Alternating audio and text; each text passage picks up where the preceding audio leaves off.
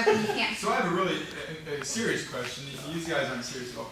When I was doing the first one, I was really bad. In this one, I could get down like chest on my knee. Okay. Is that a problem that one's like stretch is really tight? No. Is that like an imbalance, or is that just? It just means that you're tighter in some places Certain than areas. others. So you So is that's it to worth me. doing all of them equally, or do you want to Yes. do what you're Yes. tight in?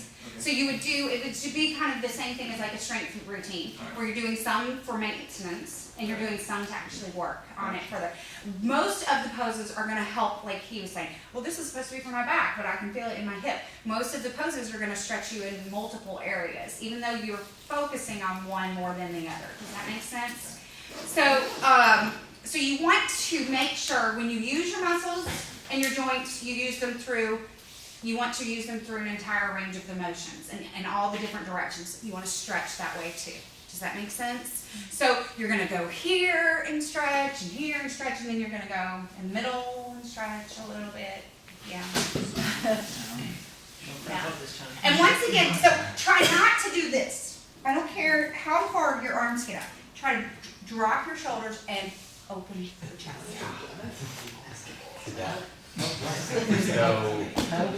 And you know, that's good. When we used to do, like if you do have a roommate or a significant other or something like that, you can do where, we used to do in cheerleading where we would do feet, and then you just do this. You know what I'm saying? You can do those sorts of things. Alright, and bring your feet together.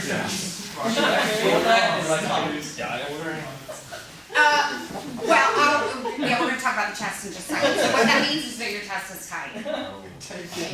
So on this one, it is really important that you have straight legs. So you want to keep the feet flexed to give you just a little bit of like an activation through the muscles. And then once again, you don't want to do this because this is not really going to do anything for you. And unless I can show you another stretch with that, but we'll do that in a minute. You want to start by focusing on the hamstrings. So you want to work the chest down to the thighs. So grab whatever it is that you can reach without compromising your shoulders. Keep the chest open. If you can reach your calves, your ankles, your toes, whatever it takes to get the chest further down the thighs. Or your thighs. That's okay too. And just kind of gently stretch. Now what you can do, once again, if you have like a partner, here, I'm videoing this, Megan, so come up there for me. So just so you know, we're videoing this so that you guys can access it through the website so that you're not just So be serious. wondering. Yeah. So you're on tape. So you can have someone gently, okay, gently, and Megan's hamstrings are tight. So I'm not going to push very hard. I'm just going to kind of push until I feel her body naturally sort of push back. You can put your hand on the lower back, support the lower back, and you just kind of push down. Now I want to make sure that she relaxes through the shoulders so you can help each other out, okay? My husband, he lays on me, and then I literally just like barely push down. And it's all about how far you can go. Okay, thanks, Megan. So just different ways. If you, like he said, I feel like it would help if somebody pushed me. Felt that. Have a friend or a partner work with that with you. Okay. So the other one that I want to show you, it's actually best if you work your way into it from downward facing dog. So everybody come back into downward facing dog. Good.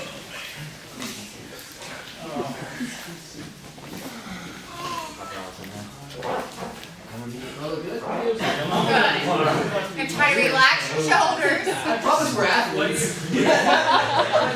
Feet are hip width apart. Yep. The heels may not touch the floor. That's okay. But you want to kind of push them down towards the floor, and you actually want to push your chest back towards your thighs. So the hip bones lift. Yeah, you should get a good stretch all the way. Now, what you're going to do is you're going to pick your right leg up, and you're going to swing it through so that the ankle comes as close to the wrist as you can get. Okay, so ideally the shin is going to be straight, but that's probably not going to happen, and that's okay. So draw the foot back a little bit and see if when the foot comes back, you can drop this hip down and come all the way in. Yeah. So it's Louis, right? Okay, Louis' hips are really tight.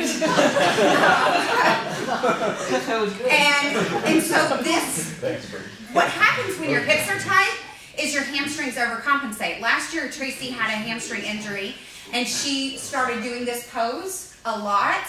Her hip opened up, her hamstring didn't have to work as hard, it healed, she was better. See, this looks like a hamstring wave. And that just means that your hamstrings are tight too. But in order for the hip to drop down, it has to be open, okay? And then staying here is fine. If you are close, you can start to kind of work your way down a little bit. Okay? Yeah.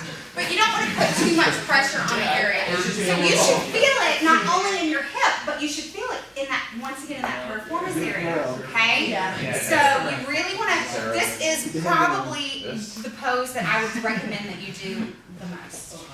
Okay? So let's switch to the other side. But you don't want to be imbalanced.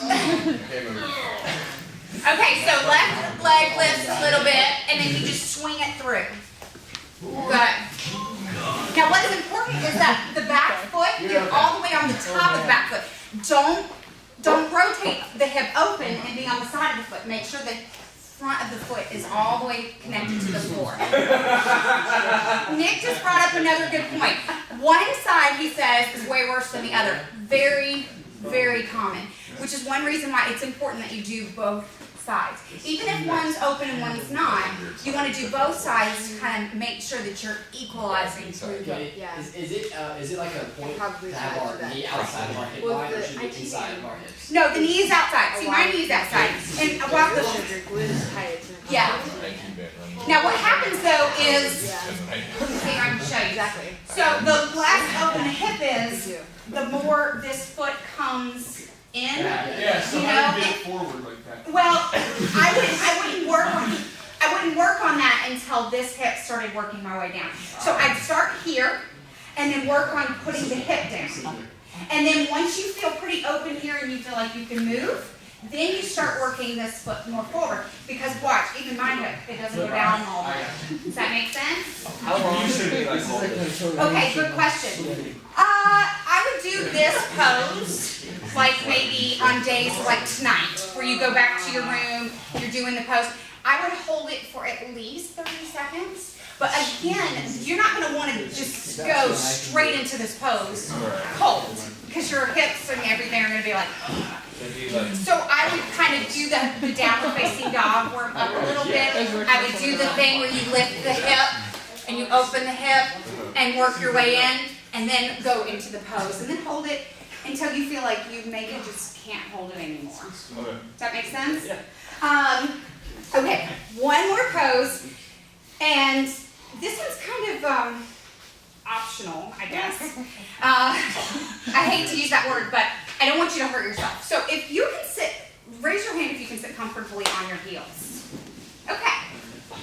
Then that means that the tops of your feet are pretty open. Your ankles are pretty open. So if you want to deepen the stretch, and as I had my ACL replaced when I was in high school, and so my knee is still to this day. I guess it'll never be the same. So it's really tight through that area. So this pose I can do depending on how much running I've been doing.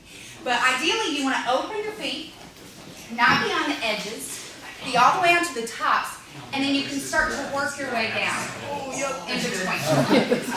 Now, what you can do, if you don't come all the way down comfortably, you can stick something underneath of your bottom, like a block or that thing right there, the roller, and put it under there just to give you a little bit more support. What this pose does do, from a good perspective, if you don't overdo it, is eventually it really opens up into the kneecaps and into the joints, kind of get those areas more open. I feel like when I do work on this pose, and I'm able to like sit down all the way, then that allows I feel like it helps keep my knees off my feet. Does that make sense? Yes. No, I completely straightened my LCL a couple years ago. Do you want me to be worried of that one? Because mine was never replaced because it's LCL, it can do scar tissue, but it's... So you didn't have it replaced? No. So, but I would say that you would want to work on it. Okay. Because when you get, anytime that you get into a joint, that's kind of, because you're using that joint when you run. So you want to kind of like try to keep it recovered, but what you want to do is not stretch too far. So you really have to, one mental perspective that yoga does is that you really have to listen to your body. So when you start doing yoga more and more, you start to really become very aware of, ooh, it hurts right there. Ooh, I'm really tight right there. I mean, like even the other day, I pulled something in my shoulder blade, and I went to this physical therapist guy, and he's like, well, we really got to work on opening up your chest. And I was like, what do you mean? And he was like, well, you're more like this because you swim and you bike. And I was like, no, I'm a yoga instructor. My chest is open. And I started talking to my husband about it, and I realized, wow, I really am more forward than I should be. So, like, even doing those little things, that probably contributed to the fact that I pulled my shoulder blade. Does that make sense? Yeah. So you want, if anything that you do with yoga, you become very aware of your body. Now, becoming aware of your body mentally helps you race better, because then when you're out there and you're racing, you're not just in your own little zone. You're like very aware of what's going on, what's not, and kind of able to react more appropriately to that. So there's definitely that mental factor to it as well.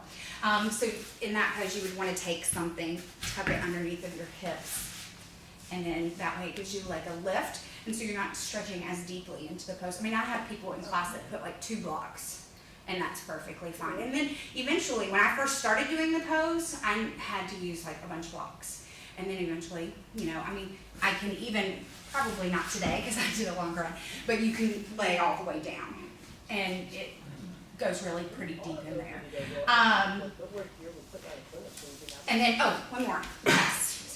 So the chest gets really tight with swimming, and like we said, when you're like biking, you tend to bike like this. When you're running, you even tend to sometimes come forward and run, so the chest stays tight, and you don't want to be collapsing. So you want to make sure that the chest stays open, almost where you feel like you're being, proud of yourself.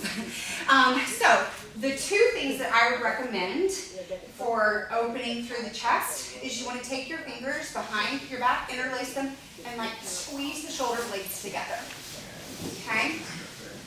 So you should feel a really good stretch all the way through your pec areas. And then what you can do is you can deepen through the stretch by like drawing the shoulders out and over. So like if you were going to do this with the forward fold, like you squeeze the shoulder blades together and then the fingers flip and they come over. So if you're here and you're really tight, and this is as far as you can get, you know that you're not quite all the way open. Does that make sense? So that's one thing that you can work on to open your chest. The other good thing that you can do is what's called reverse prayer. So you start here. Some people may or may not be able to get their hands together, and then eventually you want to walk them far up. And then the elbows, they don't squeeze in, they point out. So just giving you an idea of how open I am through my chest and shoulders. I mean, I still have, doing everything that I do, I still have shoulder issues. Does that make sense? So hopefully, you'll realize, it's good to do these things and make them consistent part of your routine. Does anybody have any specific questions, or if you have like a specific issue, I might be able to tell you a stretch that you can do. One of the main things that always scares me about yoga is just shearing forces across the knee. It's like, I know that there's no pose, it's like the point of this pose is to create shearing forces across the knee. But some of them, they just have it. And so, when athletes ask me about yoga, Pilates, a few of them take yoga, but more of them, I guess I'm partial, I steer more of them to Pilates, and that's just because I worry about the knee. Yeah, what do you... I think that actually what yoga does is, from the knee perspective, and being that I have knee issues, I have to be careful with this, it's all about the stability, okay? So like, for example, anything that you do, like in this pose that we talked about earlier, okay, that puts pressure on the knee, because the knee is basically stabilizing your body right here. Because if it's not strong, if this muscle right here is not strong, then the kneecap is going to wobble, and then that's where you're going to lose your stability. So it's important to work on the stability, because you're having a stability every time Right. you're running here. So anytime that you're doing, especially like a straight-legged pose, I recommend two things. Number one, the knee has to stay soft, okay? Anytime you lock it out, like you basically put it in a position where it's just not able to support your body because it's stuck and it's not moving. So if you keep the knee kind of soft, then you can kind of use your muscles around it to make sure that it stabilizes. The other thing I would say is what happens with most yoga injuries, especially in a hot yoga situation, is you go in, the heat, like, opens your body way up. That's what's great about it, is that you're able to go deeper in the poses because of the heat. However, sometimes if you go too far, you walk out of the room the next day, you're like, ooh, I injured myself. And so you have to really focus on not getting caught up in trying to make it look like something. Does that make sense? Yeah. So it's about, you really have to kind of check the ego out the door, which is hard for athletes sometimes to do. So I think yoga is great. I think what it does is actually helps build the stability around the knee and enables you to be less injured as long as you don't overdo the poses. Does that make sense? Kind of? Yeah. Well, Show me. this pose, like when we were doing this, okay. Yeah, that This makes feels sense. great for my hips. I Okay. like the way that this stretches my hips, my piriformis. But after holding this for a long time, even though this doesn't feel that hard, you know, my knee, it'll feel really stiff. And that's Okay. not because I'm stressing it in this way or this way, but because Right. pushing it, you know, to the side. My hip.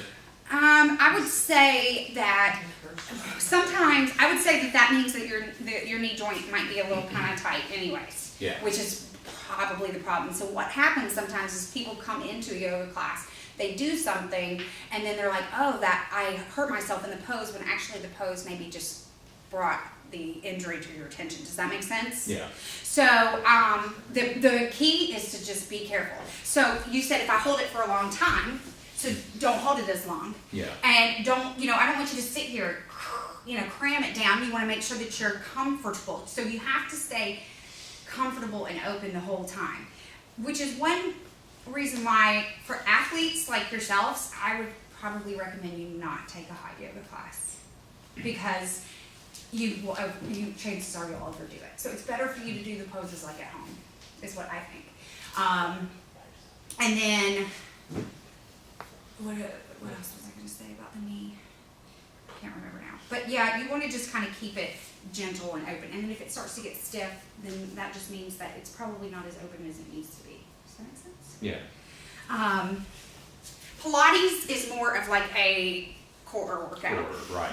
Yeah. Yeah, I mean, it's more of just like hundreds of sit-ups, which is good, but yoga can, if you do it correctly, it can work on your flexibility, it can work on your stability, and you can build a lot of strength in a yoga class. If you take the right kind of yoga class, I mean, I've had yoga classes where I literally wanted to throw up afterwards because it was so intense. But you have to, I'm not going to go take that class after I did a 6-hour ride.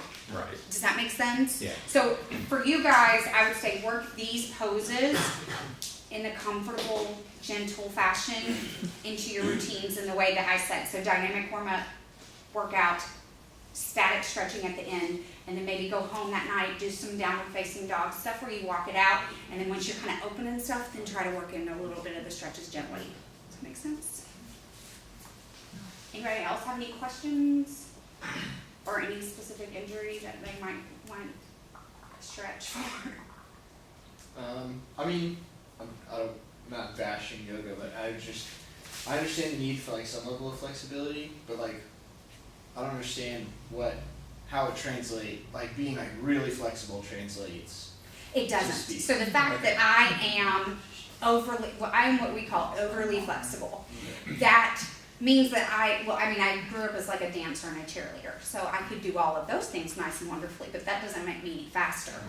What it does is it means that I have to stretch further into the pose so that I get the same stretch that you get or the same benefit. But for you, it's not, your goal is to not be as flexible as me. Your goal is to make sure that you have full range of motion, which when your hips are tight like that, then that means that you do not have full range of motion, which means that you'll lose power in that hip flexor when you run and when you bike. Does that make sense? So we should be doing this more for maintenance, not to increase flexibility. It's more for an injury prevention standpoint. It's really all about range of motion. Because the more tight you get, think about when you have an injury. So like when I injured my shoulder blade, I mean, I was so tight that I didn't have full range of motion of my neck.